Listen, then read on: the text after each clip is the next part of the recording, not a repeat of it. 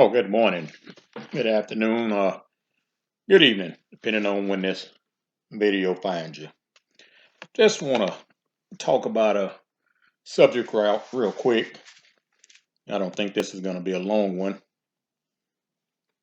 but we keep hearing these comments all the time that we're a Christian nation. We were founded on Christian values. The founders created this nation based on Christian values and principles and all that. And I'm just sick and tired of hearing it. I'm tired of hearing this nation was founded on Christian values and we're a Christian nation. Call me what you want to.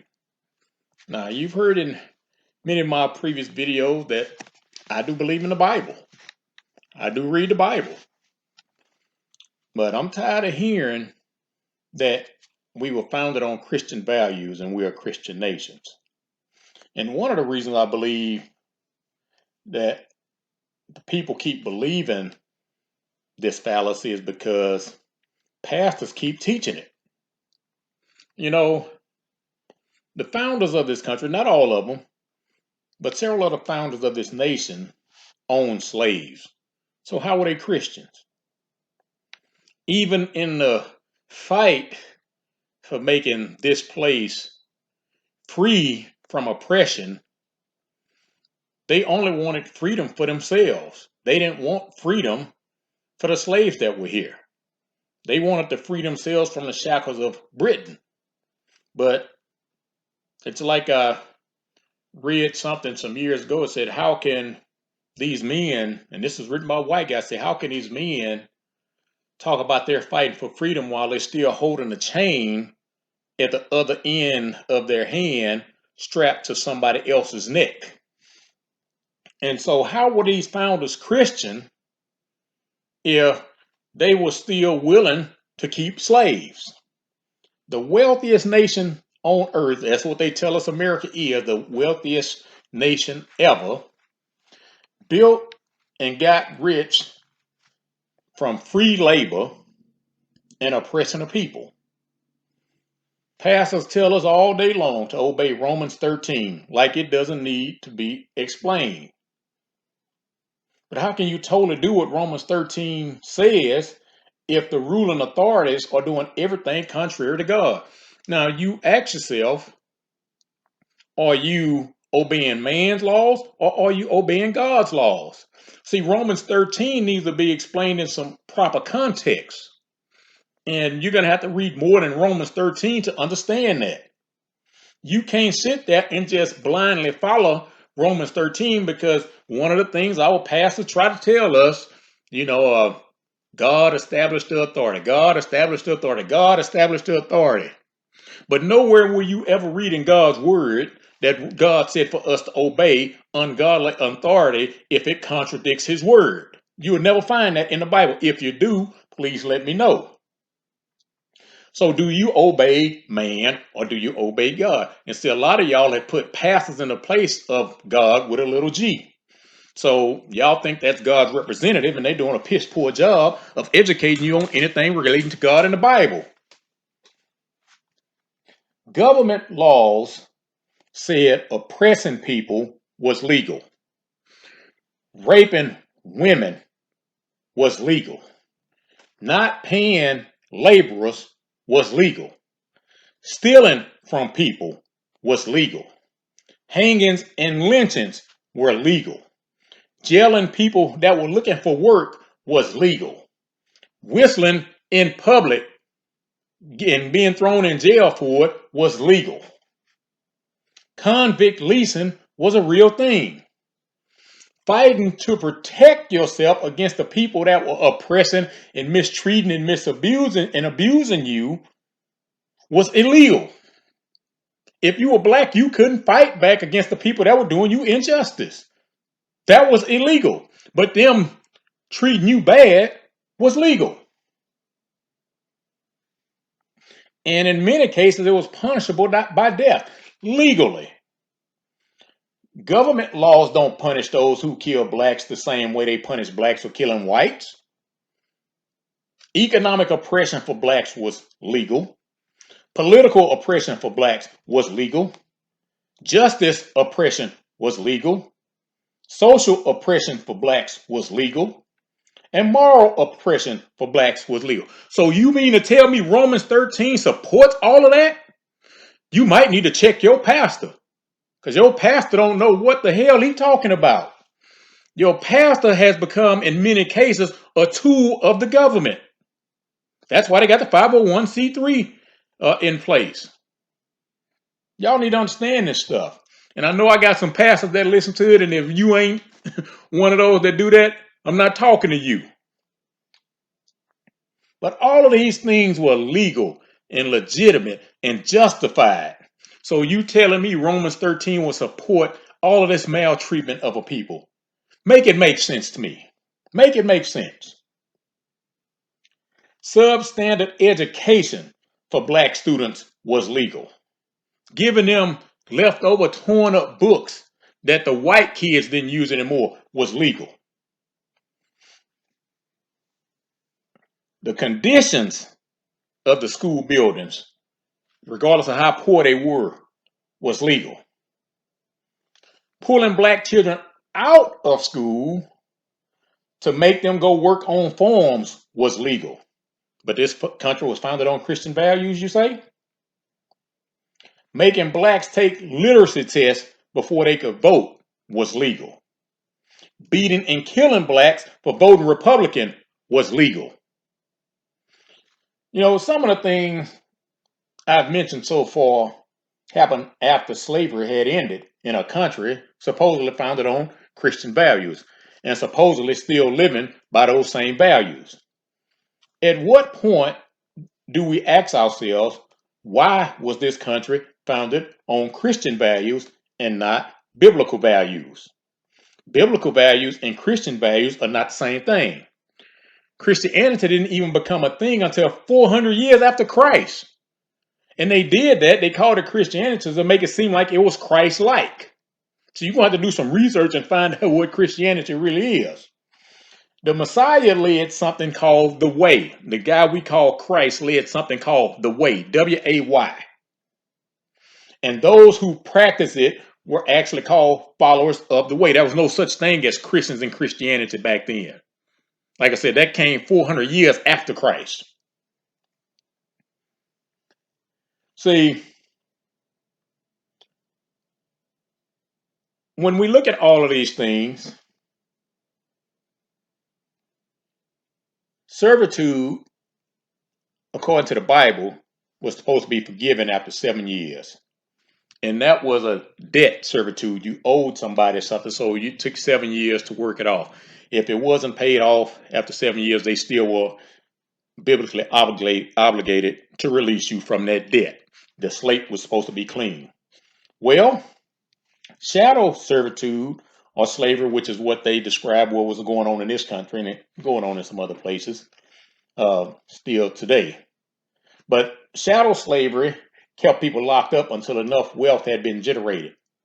It wasn't ended because of the Civil War.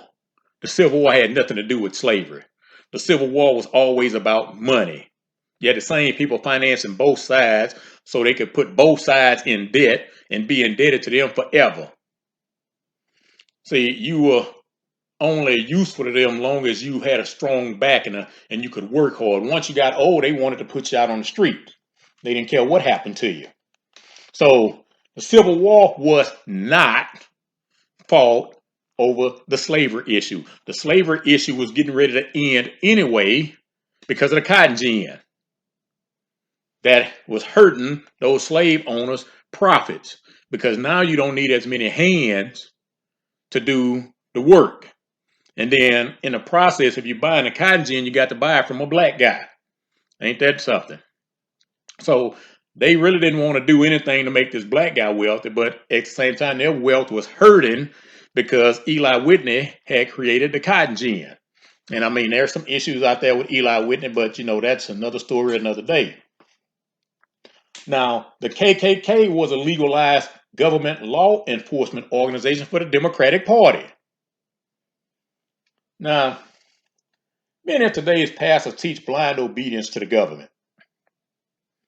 And some of y'all are not going to like what I'm getting ready to say. Seminaries were founded on an atheistic belief system. Do you think the syllabus has changed after all of these centuries? Who do you think removed those books that we call Apocrypha? The Catholic Church was the one that decided what should be deemed canon or scripture. Why do you think the books of Enoch, Jasher, Maccabees, Baruch, the Wisdom of Solomon, Tobit, why do you think those books were removed? And then in the 19th century, they printed something called a slave Bible. Y'all didn't know about that, huh? In the slave Bible, Jeremiah 22 and 13 was removed. And in Jeremiah 22 and 13, it says, woe to those who build their house on unrighteousness and works his neighbors for free without paying them their wages. They removed a part of the Bible in Exodus where Moses went to Pharaoh and said, let my people go. See, they wanted to make sure there was no chance a slave could get his hand on that original Bible and find where the Bible talks about equity. They removed Galatians 3 and 28. Where one of the things a lot of people, so-called Christians out there, want to talk about, there's no Jew or Gentile. There is no bond nor free. See, that was removed out of the book that they created called a slave Bible. What most people don't know, when they created the slave Bible, and there are some people out there that say, well, it really wasn't a Bible, it was just a book with some biblical passages removed out of it. Well, right now they got this new homosexual Bible out. Well, guess what they did? They removed passages out of the homosexual Bible. So it's still considered a Bible in the people's eyes that created it. I never said it was the Bible. I said the slave Bible, because the slave Bible had an agenda. 90% of the Old Testament was removed when they created the slave Bible. 15% of the New Testament was removed. Now, the original King James Bible has almost 1,200 chapters, but the slave Bible had less than 240. And the people that created the slave Bible was an organization called Society for the Conversion of Negro Slaves. Now, that was first printed in 1807. They came out with another version in 1808. And that's why many blacks believe the Bible to be a European book, although black people actually wrote the Bible. See, you don't have a whole lot of people out there telling you that black people wrote the Bible. We got so many black people out there that are so-called scholarly, so-called educated, got all these masters, PhDs, double PhDs, and don't know nothing. They got a whole lot of book sense, but they ain't got a lick of common sense. And they misleading us on purpose because they're being paid to mislead us on purpose. They don't ever want us to find out our true identity. So we believe that the Bible is a European book. Europeans actually took the Bible, they edited the Bible, and then beat the edited version, especially the slave version, over our heads. And then when we get to the point where we do wake up and we gain some awareness, the first thing we do is reject the Bible. That's amazing how that works. But see, we got to do more research than what's readily available. You got to do research to find out about these other things. See, I didn't know about the slave Bible. It was in studying research that I came across some information which made me go research it more. So, I'm not sitting here acting like I'm all this great person and, I got all this knowledge. I study, I research. When I read something and it references another book or another passage or another article, I'll see if I can find it. Some of the articles are no longer available, but I found a lot of stuff that is still available. So you're going to have to do a little bit more research than what you normally do to find out this information. So that slave Bible was created and edited to make sure black slaves obeyed the slave masters. And see, if we read and understand the Bible, out of all the writers, as far as my memory serves me, there was only one writer who wrote to the Gentiles, and that was Paul. Paul was taking that Bible to the non-believers. And if you do a little research, you'll see that Gentiles and non-believers were pretty much practically the same people. The Europeans removed some things in order to hide it from the black people. And that's why you had, when they put them on the slave ships, when they left the west coast of Africa, that's why they separated the men from the women and the children. Because long as father's in the picture, father can keep passing on that awareness to his wife and to his children. And, that also went along with some other things. They wanted to rape everybody. They were even raping the men and the boys too. That just showed you how brutal these slave masters were. And like I've said before, the slave masters ain't the white people you think it is. Now, some of them got jobs from some other white people because those white people want to keep their image and their name and everything else away from blacks, so we don't know who's really controlling it. And then they come around and masquerade as our friends, not realizing 87% of the slaves were held by this group of white people. Then they started our NAACP. Then they started our Urban League. Then they financed our civil rights movement. They owned the unions, which kept blacks out of it. They financed the Black Lives Matter movement. See, they wrote Martin Luther King speeches. See, y'all don't understand this stuff. And so when it gets to that point, you think they our friend. They got books out there, A Secret Relationship Between. So you're going to have to do some research to find out which white people ain't your friend. See, these same people that told you the other white people ain't your friend were the ones who were really oppressing you and still oppressing you. That's why you got your guy out here doing these documentaries. He's got a white wife, but she's of a certain ethnicity. So you'll find out in his documentaries there's a certain group of white people that he never mentions. And you got other people doing historical documentaries that are black, but they never mention a certain group of white people because that certain group of white people is financing the documentaries. Look at when they come out with these movies, 40 years a slave or 12 years a slave. I don't even watch slave movies. But look at who your executive producers are. And then you'll figure out which white people it is that's masquerading as your friend, but the ones making sure they keep their boots on your neck. They're the ones that told everybody the black skin was cursed because they stole your identity. That's why they're over there trying to get back to Ukraine now out of Israel. Because they know biblically the land doesn't belong to them. Although Harry Truman and all that stuff said in 1948, the chosen people have returned to their homeland. But that was put into place 20, 25 years before with the Balfour Declaration. That was already a play in motion to do that. Because the Bible says when the people return to their homeland, there's going to be peace on earth. Ain't been no peace since.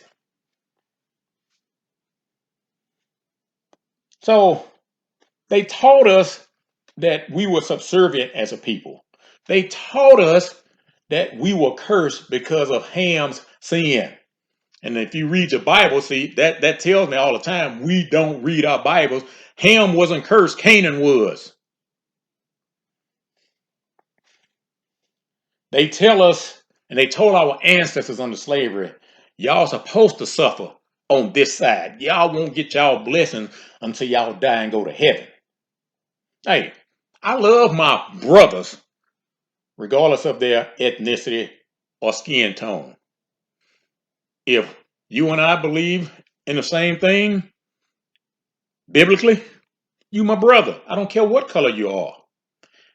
I was watching a pastor a few weeks ago, and he was talking about skin color. He said, now suppose one of my daughters come home, and she got this knucklehead, and he black. He said he don't read the Bible. He don't want nothing to do with the Bible. He don't want you to talk to him about the Bible. He want to do drugs. He want to drink alcohol. He want to party all the time. He said, but my daughter he want my blessings to marry my daughter. He said, I can't give him my blessing.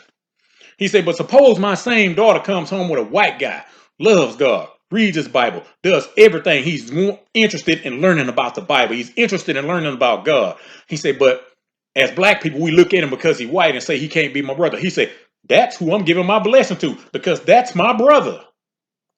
And I got that same sentiment. If we thinking and trying to go the same way, you my brother. If you doing things that's contrary to what I'm trying to accomplish, you ain't my brother. You ain't my sister. And so you look at all this stuff, you listen to the stuff I just told you. These people don't mean no good. I guess I might title this video America the Great I Am, because that's how America thinks they are. And you know, if you go back and listen to a couple of videos I did last year, around spring sometime last year, I talk about devastation of a nation where I talked about Babylon. America's Babylon. And so America wants to keep touting. And I mean, hey, I'm going to tell you, you know, America is better than a lot of other places around the world. I'll never deny that. But America has a lot of sins. America will not apologize for its sins. You know, when you look at that Forbes list, and do your history on the Forbes family too, if you really want some information. But Forbes list of billionaires, check and see how many blacks on that list. And I'm not talking about blacks over in Africa. I'm talking about blacks in the United States. See how many blacks are on that list. And you have to ask yourself why in this country, as great as it is, more blacks haven't advanced to the billionaire class. And I'm not saying money is the end of everything, but money can become a great equalizer. And you'll notice the blacks that are billionaires, they don't do a whole lot of things for black communities. And you have to ask yourself why. The system got a hold of them. See, the system works very well amongst each other. But the system encourages us to try to achieve everything as individuals. And that's one of the reasons we cannot rise as a people, because we keep trying to fight individually.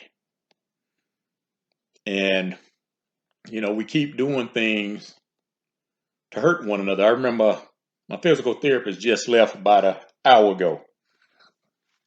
And we were talking about how we are our own worst enemy. And my former mailman, he and I've been knowing each other since elementary school. And young lady grew up with us, went to school with us, you know, had got strung out on drugs. He said, Myron, I'm driving my postal truck down the street, and I see this big old crowd of people just blocking the street. And he said, so I'm trying to figure out what's going on. He said, and they all got their cameras just filming. And it was actually one of the young ladies that went to school with us, you know, walking down the street with no clothes on. And this is a black young lady, and all the people filming were black. So why didn't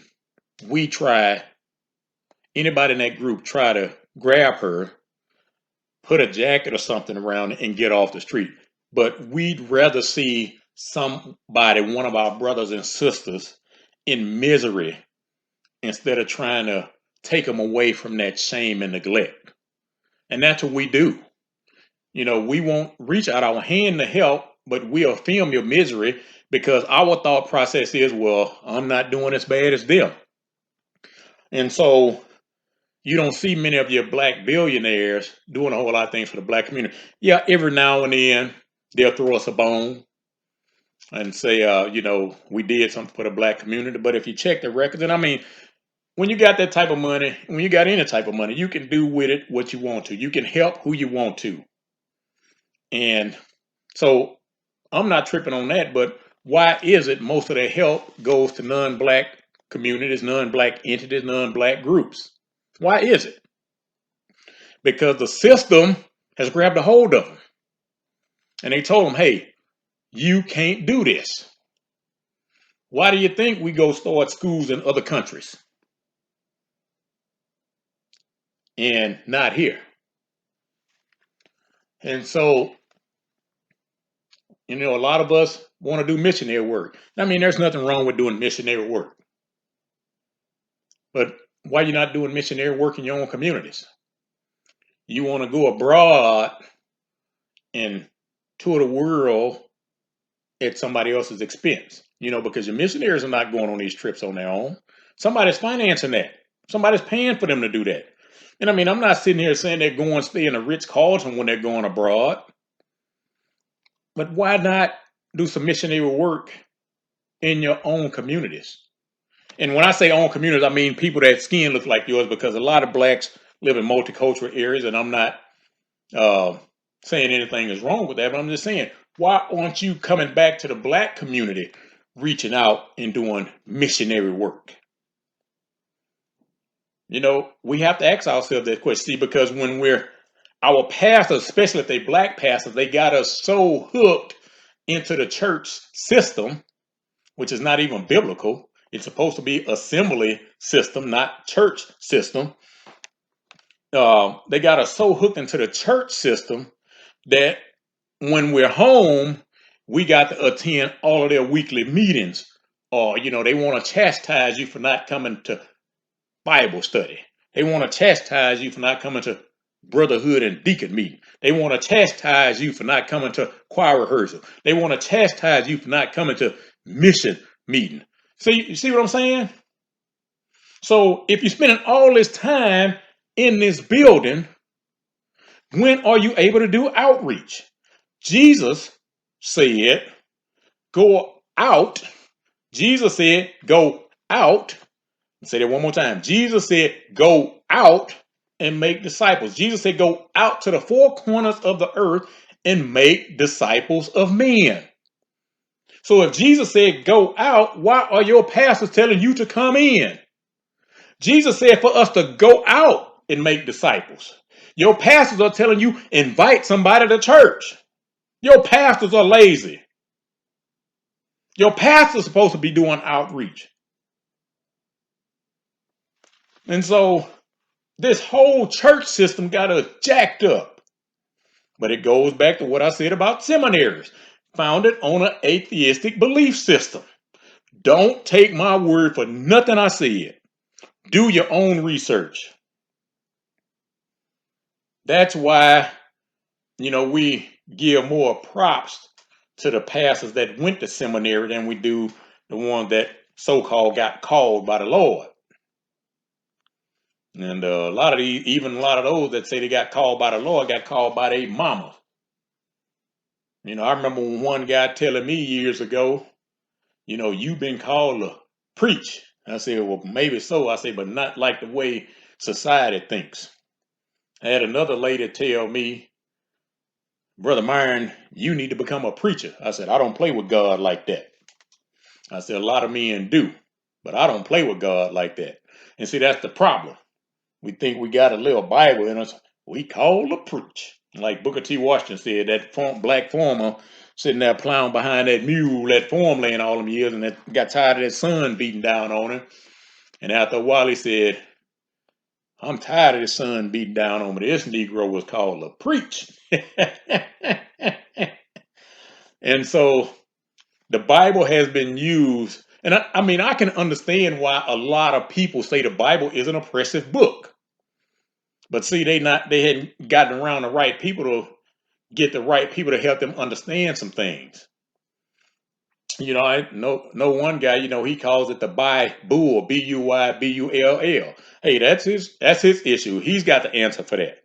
And he and I were having a conversation one day, and he said, Brother Myron. Well, he say Brother Myron. He just called him Myron. He said, what have you saw any proof of God? And I say, well, it depends on what you mean. He say, well, why you even follow that book? I say, hey, man. He say, you around here following this book that was written by men. I asked him, I said, did you go to school? Well, yeah. I said, did you read books? Yeah. I said, who wrote them? I said, so you following books that was written by man. And I told him that day, I tell you what, because we had got into a heated discussion. And I don't like getting into heated discussion. I just like to talk and have a conversation. Let's debate if we disagree. But it got kind of heated. And I said, man, look, let's stop. I said, I tell you what. I said, you live your life how you want to live. I said, I'd rather live my life like it is a God and get to the end of my life and find out it wasn't. I said, than to live my life like it's not a God and get to the end and find out it was. I said, so that's the way I'm going to base my life. You do what you want to do.